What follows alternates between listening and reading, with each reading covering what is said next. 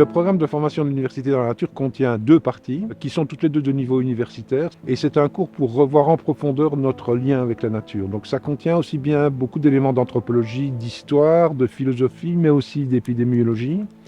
Parce que en fait, moi je crois, et à l'Université dans la nature on est persuadé que le problème de fond que nous avons par rapport à la nature, c'est d'abord un problème de relation aujourd'hui. Et il faut essayer de comprendre d'où vient la relation qu'on a avec la nature. Et cette relation, elle vient de millénaires en fait de culture. Le programme de formation vise tout simplement à faire en sorte de diffuser le plus possible ces connaissances. Donc, on veut les offrir dans ce cours, de sorte que chacun puisse ensuite, dans son milieu, que ce soit dans les écoles, dans le milieu corporatif, que ce soit dans le milieu hospitalier aussi, qu'ils puissent prendre tous ces savoirs et puis les amener dans leur secteur, dans leur milieu de travail.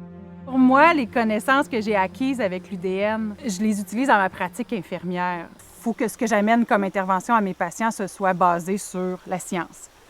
Puis l'Université dans la nature, ils me permettent de concrétiser aussi ce qu'on apprend. Fait que ça me permet de donner des indications claires aux patients sur ce qu'ils doivent faire pour se connecter à la nature, tu sais. Que ce soit aller toucher du bois, que ce soit aller prendre une marche. Tout ce qu'on apprend avec l'Université dans la nature, ça nous permet d'adapter à la clientèle qu'on a, tu sais. Si j'ai une personne âgée, j'ai appris suffisamment de choses pour être capable de lui dire ce qu'elle peut faire pour aller se connecter à la nature puis prendre du temps en nature. On a décidé à l'Université dans la nature qu'on ne voulait pas que l'argent soit un frein pour ceux qui ont envie d'apprendre les bienfaits de la nature tels que la science les a démontrés. Donc ce qu'on a décidé, c'est donc d'offrir une bourse d'études. Tout le monde peut y avoir accès si, par exemple, les revenus sont faibles ou ça dépend un peu de la situation de chacun. Mais ce qu'on veut vraiment faire, c'est de donner accès le plus possible à cette connaissance parce qu'on trouve que c'est très important.